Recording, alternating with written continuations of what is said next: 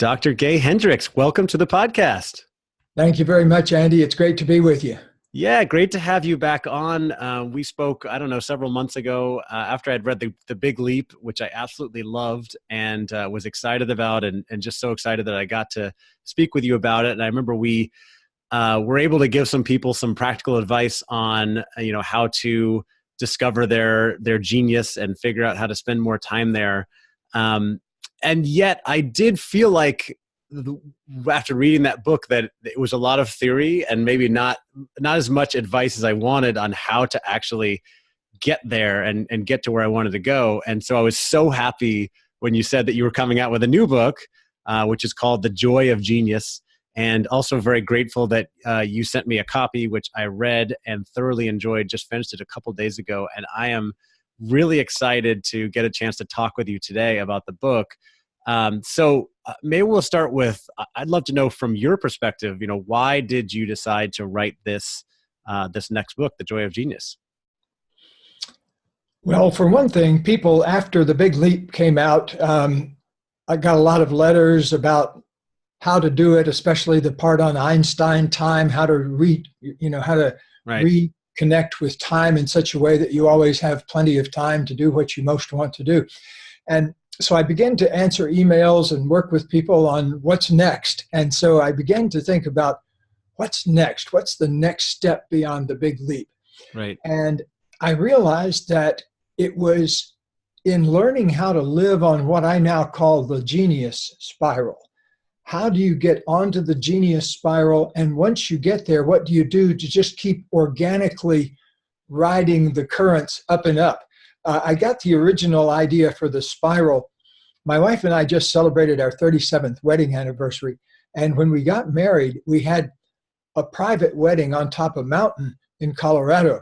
And so as we were giving our vows to each other 37 years ago, these two beautiful hawks came and began to circle in the sky above us. And we looked up, and every time we would look up, these hawks would be circling further and further in this current on up into the sky in this beautiful spiral. And so this idea really stuck with me. The idea that once you get on a certain pathway, you can kind of ride the natural currents as long as you know how to steer it. And so the big leap was how to knock on the door of your genius and get in the front door. And The Joy of Genius, the new book, is about how to use that effortless, natural aspect of life to just naturally keep bringing forth more and more of your genius every day. Well, and if I can, I think that for me, at least, one of the biggest things from this new book is, you've set your goals, your intentions on spending more time in your zone of genius and performing better.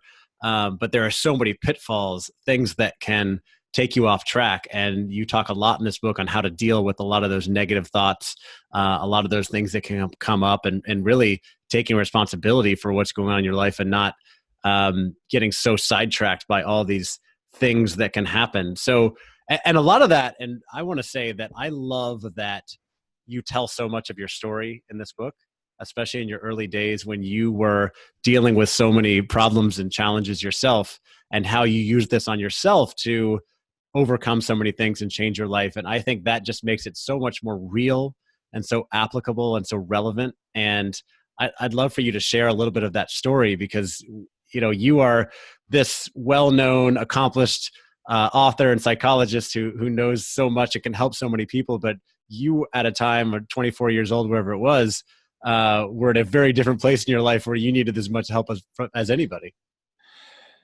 Indeed. And I started out in life with, had some initial challenges. There was something wrong glandularly in me because I put on weight tremendously right after I was born. And by the end of my first year of life, I was a very fat baby.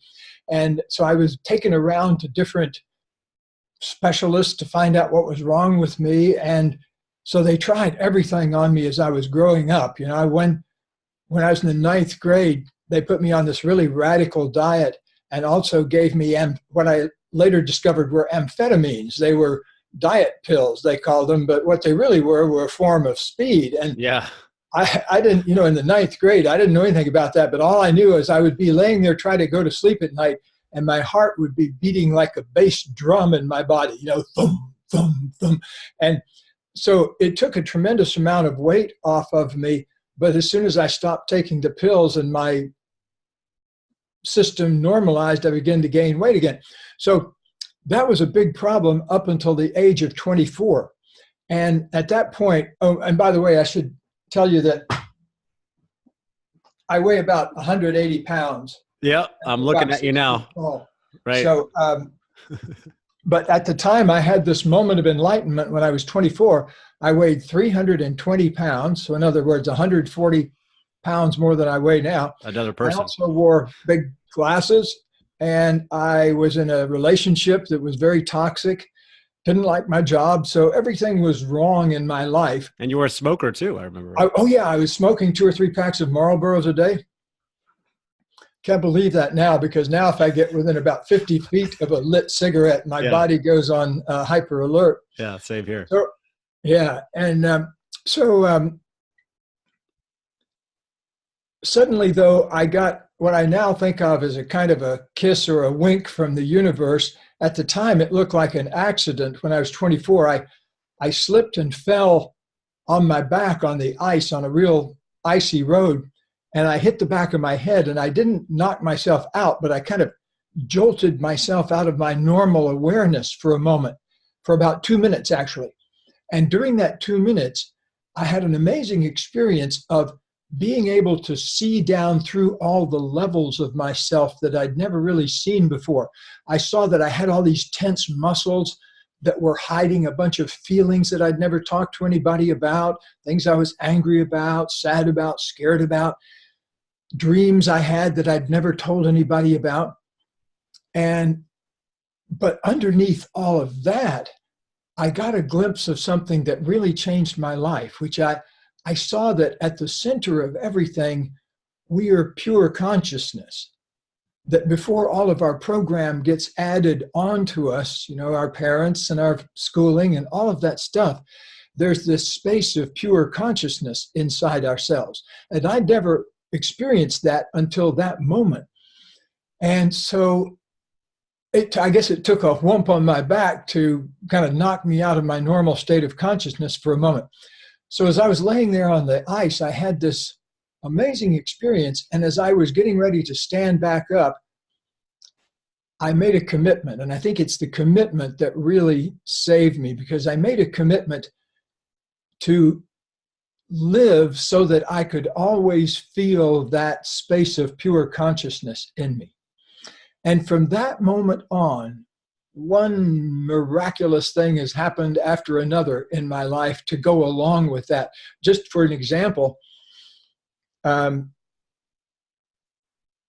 day after I had this experience, there I was again. I was, I was smoking. I still had the urge to smoke. I was still in that relationship. I still lived in this crummy little apartment and worked at this school for juvenile delinquents. And anyway, I went back to my same life, but in a way, everything had changed. And the first thing that changed was I began to eat food that I felt fed that pure consciousness inside rather than feeding my old body.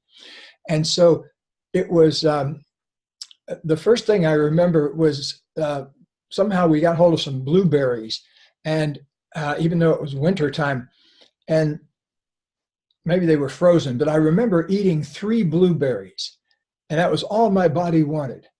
And, before, I never ate fruit. I never ate vegetables. Yeah. For me, vegetables was ketchup on French fries. That was my extent of my vegetable. I thought putting the ketchup on was, going to give me all my vegetable needs for the day. But so within a year, I lost about 100 pounds, and then I kept losing more and more and more over the next few years. And so, but I really discovered my body in the process. Instead of being a 300-pound intellectual with big, thick glasses, I became, first a 220-pound person, and then a 205-pound person, and then a 195-pound person. And so I changed beings always by doing the same thing, which is choosing activities that fed that natural, organic sense of pure consciousness. And so to this day, actually, that's how I live my life. And fortunately, in 1980, I met my miracle mate, Kathleen Hendricks, known as Katie, around the house. And she's out in Boulder today, by the way, teaching a seminar on her new pet subject, which is how to turn your life into a work of art. And so she's out kind of doing her thing today. So over the past 40-some years since all of that happened, one thing after the other has occurred in my life that is almost seems like gifts being presented to me. And one of the gifts that got presented to me just after I'd finished my PhD and was establishing a practice and that kind of thing, I got referred a lot of very talented people from Silicon Valley, because I was still working there at Stanford at the time, right in the heart of Silicon Valley. And so I kept getting referrals from these amazing, brilliant engineers and executives and software geniuses who all had problems with their relationships.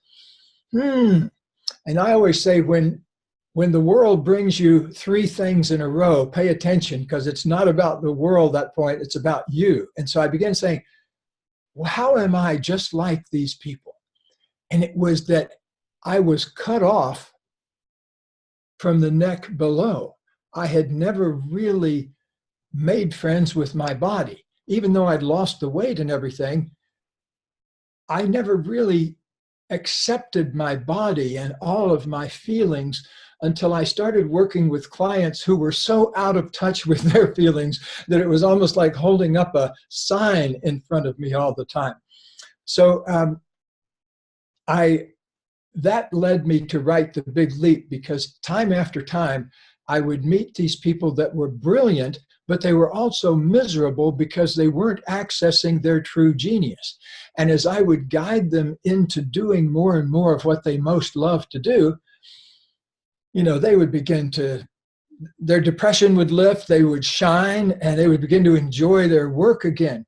And so I spent a lot of my time in the 90s and up until the early 2000s doing a lot of corporate work with consulting with Dell Computer and Motorola and other places like that, where I would go and work with their successful executives on how to get from the zone of excellence up into the genius spiral. So that's what greatly interests me right now, is how do we really live our lives so that every day is a ride on the genius spiral?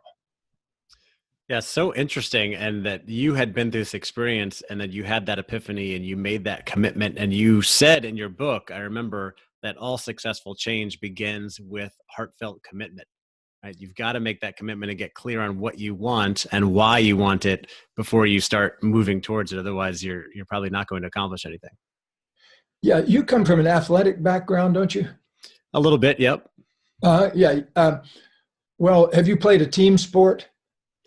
Yeah, I used to play a lot of team sports. I still play basketball every week. Well, one thing I learned from playing high school football, I always say I had absolutely no talent on the athletic dimension, but I was big. And so the high school football coach, who was also my history teacher, one day he looked at me when I was in the 11th grade and said, by then I'd lost some weight thanks to the amphetamines. And he said, I was about maybe 240 pounds, 25 pounds maybe at the time. And he said, Hendricks, you're big. How come you ain't out for football? This is in Central Florida where the coaches talk like that. How come you ain't out for football? Yeah. And I said, okay, well, I'll try it out. And I found that I really enjoyed playing on a team. I enjoy singular sports too, like I just played golf this morning. But I love team sports because you really get the commitment issue. Because here's the thing. I realized that it's not just being in the game that's different from being on the bench. It's being in the game and really committed to it. Because I played with people who, even though they were on the team, you could tell they weren't really committed to it. They were playing in a kind of pardon my expression, half-assed way. Right. And a lot of them, too, were people with more athletic skills than the others of us had, that they could hold it in a little lazier way, but they weren't as engaged. And so I studied that very carefully. What is it that makes people really engaged? And in my work with a lot of coaching clients, I'm looking at where do they block themselves from full engagement, and how can we get full engagement with whatever the process is. One thing that I talk about in the new book is it's much easier to get engagement when people are committed to their genius. That if I can just get in a room with people and get them to commit 10 minutes to exploring their genius in an open-hearted, open-minded way, in that 10 minutes, I can get them to the point where genius is contagious and addictive in their lives. In other words, they want more and more of it, because as we connect with our true genius, it liberates a form of a kind of a flow, of a spacious flow inside us, I would call it. And that's a good way to know when you're on your genius spiral. Are you experiencing that spacious flow inside? And it's not a driven thing. I say it's a spacious flow. It's not a kind of thing. It's a at ease flow where you're fully energized, but also fully relaxed at the same time. That's when you're on the genius spiral. That's one way to know. Well, can you, just for more information, background for people that haven't read the book, what does it mean to connect with your genius, and why is it that most people are not really connected to their genius or not spending much time in their area or zone of genius? Yes. I've quit using the terminology zone of genius because it encloses it too much. So I use now the genius spiral because it has that open-ended thing. But what happens is most people box themselves in by being in what I call three boxes. The box of incompetence, where you're doing stuff you're not good at. The box of competence, where you're doing stuff you're good at, but somebody else could do just as well. And the box of excellence, where you're doing stuff you're excellent at. You make money at it. You have, you get a lot of attaboys and attagirls for doing it. But ultimately, if you stay there, it becomes toxic because you're not breaking through into your full possibility for your potential on the genius spiral. So, first of all, get out of the incompetence box as soon as possible and get out of the competence box by delegating. So stop doing things that you're not good at or that you're marginally good at, and you could hire someone else to do much easier or faster than you. That's right. In one of the books, I talk about this highly paid consultant friend of mine, Tom, who makes $1,000 an hour when he's working. He called me one Sunday afternoon. He'd spent 13 hours trying to install a new printer. Oh, I can relate to that. He's got $13,000 tied up of his personal time, 4 hours on the phone with customer service at Hewlett-Packard. So, and to top it all off, here's the great punchline. He gave up, went down the street to an 8th grader who was a computer genius, paid the kid $100, and the kid had it done in under an hour. Right. So it cost him $100. He could have done from the beginning, and he could have, in the meantime, made over $100,000 doing work for clients if he'd been working. But I like to bill my time all day long, to whether or not I'm actually seeing somebody or not, because I'm busy thinking about things. Yeah. But it's a great lesson to all of us to just get out of the competence and incompetence box, delegate, find somebody else to do it. If you can't afford an assistant, trade something for one, and just get out from under that as soon as possible. But I also want to caution you, get out of your excellence box as soon as possible too, because I cannot count the number of 40-year-old people who have been in here over the years who are very successful lawyers, doctors, very successful business people who come to me at age 40 or 42 or 45 and say, I'm making great money, I'm in the right clubs. My kids go to private schools. And I feel like if I keep doing this, I'm going to die.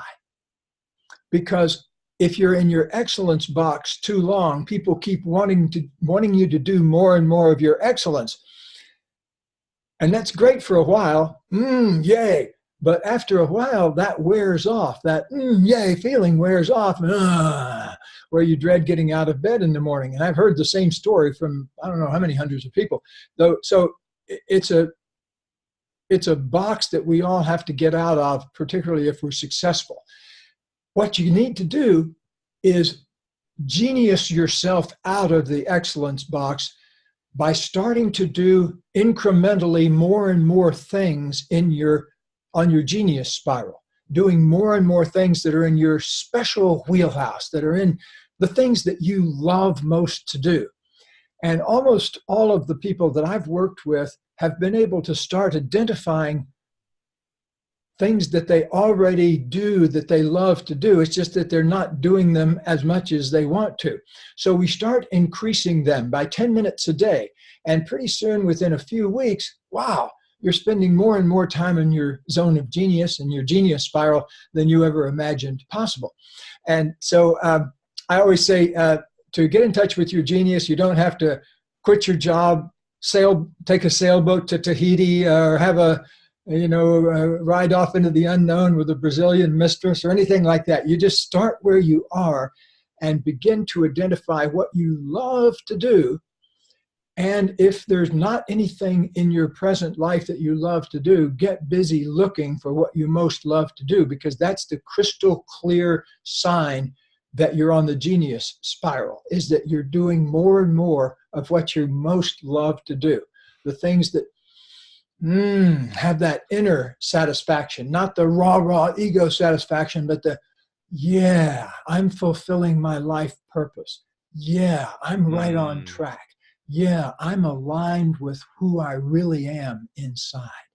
So those are the kinds of things that really propel you forward to a successful life, true success. Yeah. And a lot of this is about taking control and responsibility for your life and how you're spending your time, and really being conscious with how you're spending your time. And is it something that is in your genius that you really love doing, or is it something you just do because you're good at it and you get paid money? And I remember in the book, you talk about how to woo your creativity, which starts with appreciating your creativity, really being grateful for it, and asking the wonder question. So can you talk a little bit more about how to woo that creativity so that we can get more of it? Yes. Well, think about how you would woo a beloved or a prospective mate that you had coming over for dinner for the first time, maybe. What you do is you'd kind of tidy up the apartment a little bit and get things spick and span, and you would lay out your best plates and put out your best glasses. And so even if those best glasses were made out of a mason jar, you do your best because you really want to create the best of yourself for this prospective beloved. So the same thing has to happen with creativity, that we need to build a place inside ourselves that's tidy, spick and span, has the right place settings. And that means letting it be okay to acknowledge our creativity fully, to say yes to our creativity. I give in the book commitments that you could make. Just have your, try on this one, for example. I commit to ending my negative thinking and accessing my true genius. I commit to ending my negative thinking and accessing my true genius. It's a commitment. It's an idea. It's a tone that you're sounding in your being. It's unlikely that it's going to happen in the next 10 seconds. But what's going to happen is that tone, once you sound it, once you express an interest in what you want, begins a manifestation process that then begins to bring those kinds of experiences into your life. So here, like in a lot of our genius seminars, what I have people do first is simply go in a room by themselves for 10 minutes and focus on their genius. And almost nobody has ever done that comes to our seminars. So it's a new thing to go in a little room by yourself and do nothing but focus on your genius for 10 minutes. And if you don't know what your genius is, what we have them do in that 10 minutes is just sit in a chair and say, what is my genius? And then take a few breaths. And then, what is my genius? It's a tool we call wonder questions. I talk about it in The Joy of Genius a lot, how a wonder question produces a lot of magical results very quickly, because wonder takes you out of your ordinary state of consciousness. So that if you're in wonder, you're not in that stressed out strive state of trying to get the answer, and you're not in that super laid back state where you're not really participating in life. So in the moment of wonder, you're genuinely in a space of not knowing, yet really wanting to know. And that's a beautiful space that invites in all sorts of magical things happening afterwards, because, it's like nature rushes to a vacuum. The moment you open up that space of wonder, it kind of invites in things that you wouldn't have been able to connect with before. Right. Right. I love that. I mean, that state of wonder, and it reminds me, you have a quote in the book that if you are not in a constant state of awe, you are not paying attention. I love that, because we just get so many people get caught up just living your life in the mundane things, got to get this email out, always looking at my phone, and not really being grateful for the world that's around us, and really looking in wonder at all the things that surround us and things that are going on, the life that we get to live, and appreciating that. And I try to do more of that every day. And I loved reading that, because it definitely made me think, I want to live in a state of awe. That sounds great. Yeah, a state of awe and wonder. It's a delicious way to be. One of our assistants, Alessandra, brought in a bumper sticker with that saying on it that said, if you're not in constant awe, you're not paying attention. Yeah. That's great. I want to shift gears a little bit, because we're talking about, living in that state of genius and the spiral and wooing our creativity. A lot of what you talk about in the book is also avoiding the negative thoughts that can really drag you down. And you say things like, much of our negative thinking comes from trying to control other people, control situations for which we have no control, or controlling the past, which I know a lot of people can probably relate to this. We spend so much time ruminating and thinking about things that happened in the past that we can't change because they're in the past. And yet so much thought is tied up in that. So tell me a little bit more about why you put so much of that in the book, and how that drives so much negative thinking and energy in people. Well, for many people, the cloud of negative thinking is what's keeping them out of their genius. They're living under a cloud of negative thoughts. And I know I've been there. So first of all, thinking about the past, thinking about the future, thinking about what other people think of us, I call them the 3 unproductive obsessions, because it does absolutely no good. People sit around worried about whether somebody likes them, but then don't pick up the phone and call them and say something nice to them, So same thing happens with money. Same thing happens with health. People get locked into that place. So what needs to happen is something to jolt us out of that state of consciousness. Wonder can do that. A good commitment can do that. Ultimately, genius and creativity are the cures to a lot of problems, because so many of us create problems because we're not in touch with our true purpose. And again, I've been there. I know when I was up until that age 24, I think I was busily living out an unconscious purpose for my life, which was to die young, basically. My father had died young, very obese, heavy smoker, not in a good relationship. And there I was already doing that by the time I was 24 years old. And so you have to think of all these things as addictions. Like thinking about the past is an addiction. Thinking about the future is an addiction. And because they keep coming back, something keeps keeping them plugged in. I was just playing golf early this morning with one of my best golf buddies, and he got great benefit from 12-step programs. He's a former blackout drunk for 17 years, and now he has almost 20 years of sobriety, and he got that way through the 12-step programs. So blessings upon them.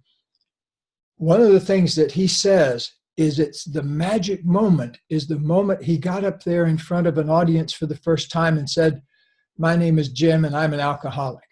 He said just saying that was earth-shattering for him, because up until that day, he denied it. You know, he thought he could control his drinking. That's they talk about the disease of pride in 12-step programs, thinking you're big enough to handle it, and gradually your life falls apart. And so if you think about ending your addiction to thinking about the past, you have to go about it the same way. You have to declare the addiction and then let go of trying to control and put your attention on the here and now. So that's why they call it in AA one day at a time, that it's a one day at a time. You don't say, "I'm not going to drink this year." You say, "I commit to not taking a drink this day." And if you feel the urge, you have somebody to call. So in a way, overcoming an addiction to negative thinking works in very much the same way. It also requires commitment. So it takes commitment to even walk in the door of that meeting for the first time, much less stand up in front and say, "Hey, I'm an alcoholic." So the courage is involved with getting you through the door and then getting you through the door of making that honest communication. So if you've been troubled by negative thinking, take a moment to make this commitment that I suggested to you earlier.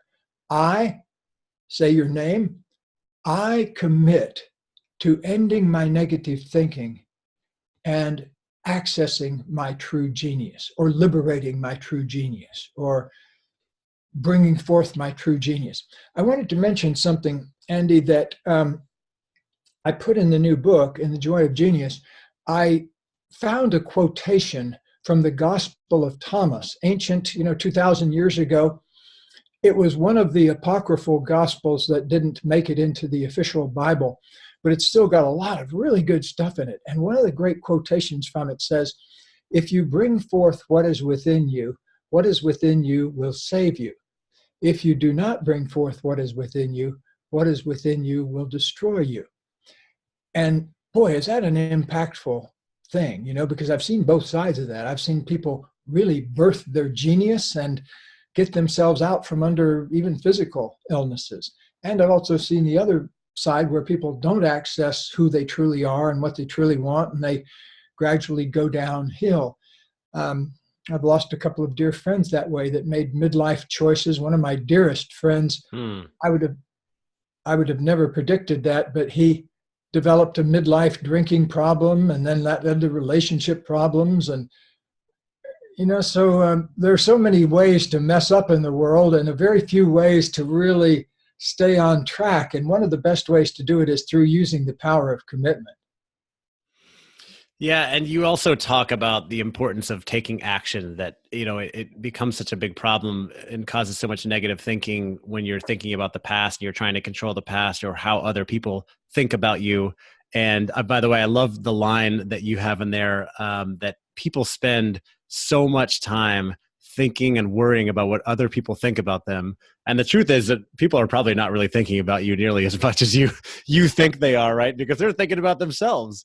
But I wanted to say that you actually helped me a lot this week with this book. It was very useful for me because I had a situation that came up where I had basically a disagreement with a very good friend of mine, and he brought up some things that had been bothering him about the way I was acting, and it kind of threatened our friendship. And our conversation was short; it got cut off because we both had appointments. And then we were left to stew on it for over 24 hours. And luckily I had just read your book, and you talk about this, this idea. I think you said that some of the worst negative thinking comes from, conversations left unsaid or unfinished business, and that you've got to be able to let go of, that fear and what people might think of you. You can't control that. And B, take action, take the next step, have that next conversation. And so I made sure to make time to have that conversation the next day with him. We worked things out. I'm happy to say we are still very good friends today. But dealing with, it was difficult dealing with the negative feelings of, what does he think about me? Is this hurting our friendship? But to be able to take the lessons that you put in that book and use that genius move that you talk about, to kind of accept it, to let it go, and then take action, was really helpful for me. So could you talk a little bit more about what is that genius move, and how do you deal with those negative feelings when they come up, when you're really worrying so much about the past or how someone feels about you, or especially when you're thinking about that conversation you had when there's so many things you wish you had said, but you just didn't say them? Yes, well, a lot of negative thinking is driven by incompletions. Like if you haven't said what's on your mind in a conversation, you'll tend to recycle it later. Or, yeah, I used to do that a lot. I would come up with these snappy replies to arguments that I'd had 6 months before. And so here's the thing about that kind of thinking, though. If you think about it as a kind of big angry red balloon that's all tied to something down inside, which is that there is something about your essence that needs to be brought forth. In your case, maybe there's something you felt angry at him about and you didn't say anything about it at the time. Or maybe there was something that happened that he was angry or hurt about and he didn't say anything about it at the time. And so those kind of incompletions then suddenly come forth. And so first of all, I want to appreciate both of you for bringing it forth, because if you bring forth what is within you will save you. And now you have this friendship that's flourishing again. Incidentally, it occurred to me that the exact same thing happened with the guy that I was playing golf with this morning about a month ago. We got into a misunderstanding with each other. Yep. And fortunately, both of us are really committed to living in a kind of a wide open way. And so we moved through it very quickly. But, even if you've been at this for a while, that doesn't make you immune for stuff coming up. And so here's the thing about the genius move. What I call is the genius move is when you come up against something that you don't know how to handle, a problem that keeps recurring is a good example. So you come up with some issue that keeps recurring in your life, and instead of doing more and more of what you've been doing in the past, instead you let go and open up space for your genius to emerge. And so letting go of that old way of doing things and opening up to the miraculous possibilities of the present, what I call wonder. Wonder is living in a state of possibility for miracles to occur. By opening up that space of wonder, you begin to tap into what I call your true creativity. Instead of having the old thinking have a grip on you, suddenly your grip loosens, space opens up, and you get that spacious flow. And even if you've only felt it for 1/10 of a second, it becomes addictive, and you want to feel more and more of that spacious flow. Ultimately, the big secret of life is that you only get to experience that flow all the time if you're dedicated morning, noon, and night to expressing your full genius. If you're dedicated to living on the genius spiral 24/7, that puts you in that state of consciousness all the time. And I didn't know it was possible when 40 years ago, when I first started thinking about this. It took me about 20 years to clear all the stuff out of the way. But, for the past 20 years or so, I've basically 90% of my time I spend doing only what I most love to do. and it's highly energizing. As you can tell, I'm not in a depressed state at all, No. because this is what I get to do all the time. You get to you write books, play golf, and then you get to talk to me, which is pretty good too. Exactly. Talk about your book, right? Yeah. By the way, if you run into anybody that seems to be having a better time, please give them my number. I want to see what they're doing. Yeah, I'll let you know. But for the past 20 years or so, I've been able to focus 90% of my time on doing what I most love to do. Like I say in the book, I'm not necessarily a genius at tidying up the cat's kitty litter or taking the trash out or anything like that. But 10% of my time, I'm doing stuff like that. That's stuff that just has to be done in the material world. You could outsource all of those things too if you really wanted to, right? I mean, it might be excessive, but it's possible. Yeah. But there's a certain pride I take in like unloading the dishwasher really well or loading it really well. It's kind of a Zen thing for me. Yeah, so I'm with you. Yeah. My wife teaches this workshop. Katie teaches this workshop called Living Your Life as a Work of Art. And that's really what we're all about over here. We want to turn our lives into, when we first got together almost 40 years ago now, we made a conscious decision that we wanted to really live our lives in such a way that they could be an inspiration to other people. And so the dream came true and is coming true every day. That's fantastic and very inspiring. And I know you've written a lot about that in other books. And I may want to interview her about that, how to live life as it is a work of art. That sounds fantastic. She's so amazing on that subject. I mean, she's an amazing human being anyway, but this new subject she's teaching right now, this new course she's put together, she's doing it out in Colorado, but she'll be doing it around various places around the world. It's a great expression for these times because, in my view, the only thing that's going to save us as a species is if we can awaken our full creativity. You know, we're messing up the oceans, we're messing up the air, we're messing up the forest. You know, there's lots of things that we're doing that are not working very well. Yep. And we need some miraculous thinking here in the not too distant future in order to birth a new kind of species that's going to thrive as we go further, not continue to create environmental hazardry.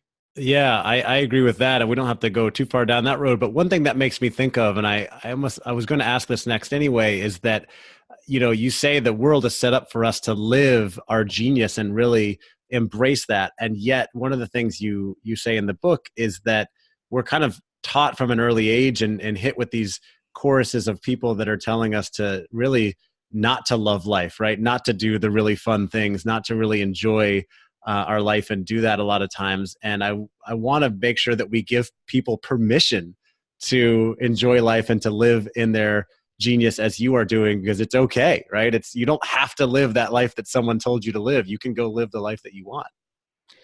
Yeah, I remember my grandmother telling me when I was a little boy that she wanted me to become an accountant. And she said, particularly if you get a job with the government and become a government accountant, you won't ever get fired. And or you won't ever lose your job, or they won't ever go out of business, because the government's always going to be creating more numbers that people need to know how to. But fortunately, I did not take her advice because my math skills stalled out about the time when they were teaching us long division. So I wouldn't have been able to make a very good accountant, I don't think. But, you know, we get a lot of early programming, most of us do, to kind of dampen our expectations. And I can see why people, they don't want us to be disappointed maybe or something like that. But I was fortunate enough, I ran into some great role models of people that were really living outrageously different kinds of lives, who were really going for it all the way to express their full capacity for human beings. And I just kept running into more and more of those people, and it caught on to me. And so I'm really glad I kind of did it my own way and didn't forged my own path.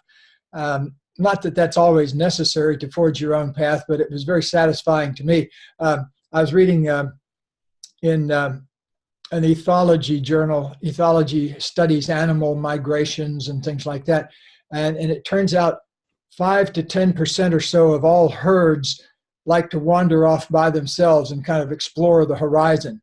And so if you're one of those people that likes to kind of go off and explore the edges, just know that there's 5% of zebras that do that, and 5% of monkeys that do that, and 5% of various other species that do that. So we always need the people that are going off and looking over the horizon and saying, maybe the world isn't flat after all. It sort of curves downward when I look at it from here, and so begin to get some new perspectives like that. That's fantastic. Okay.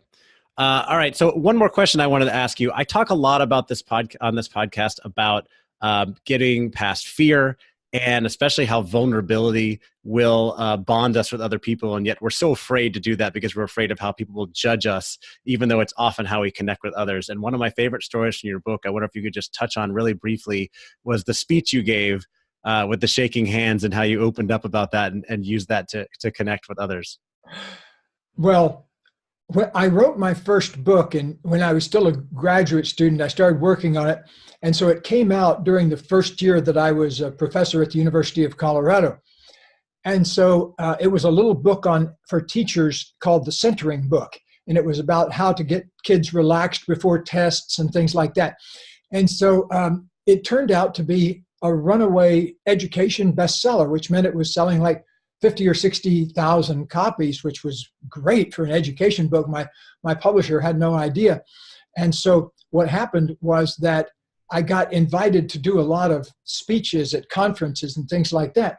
So on my first big speech, I gave this talk, and I thought it went pretty well. It was out in Kansas City. I remember that. And but this guy came up to me afterwards, and he said, I wanted to give you some feedback on your talk. He said, I really enjoyed your talk. And I said, oh, and I kind of came to attention. And he said, yeah, he said, your voice shakes just as badly as mine does when I try to speak in public. And I guess I must have given my talk something like this. But the amazing thing that happened was I gave a lot of thought to that. What is it that's making my voice shake? And it came to an astonishing insight, is that if I only spoke things that were resonating as true for me, if I stopped talking about theoretical stuff, if I stopped talking about hypothetical stuff, I just put it in terms of things I personally knew about. If every word that came out of my mouth was authentic, my voice never shook. And so it was a great feedback mechanism. And I gave a speech the next weekend, and I told the story. And so I said, I want to let you know that I'm nervously beginning to tell you this story. So anyway, I told him the story, and the place just exploded, and I got a standing ovation. And so that really sealed the deal for me, that if you want to get standing ovations in life, just go for the authentic. Just say whatever's real. Like I wrote a line for a friend of mine who's a famous actress, and she had to give a speech at a fundraiser just after she had had some plastic surgery, and she still had a couple of the bandages on, but there was no way she could take them off for the speech. And so this occurred in Santa Barbara. And so she asked me to write an opening line for her that would immediately disarm the place. And the line that I came up with that she ended up delivering was, she said, I stand before you here as the only woman in Santa Barbara tonight who's willing to show you the exact locations of her latest plastic surgery scars. And the place went wild because there's, in a room like that, there's enough silicon to float a battleship, and everybody could relate to it. Oh, that's hilarious and fantastic. And people really want to relate to others. And when you open up and share those things, that's when people can really relate to you, and it makes them appreciate you so much more. I love that. I'm learning that myself. Dr. Hendricks, this has been so great. Where can people go to find out more about you and to get this latest book, The Joy of Genius?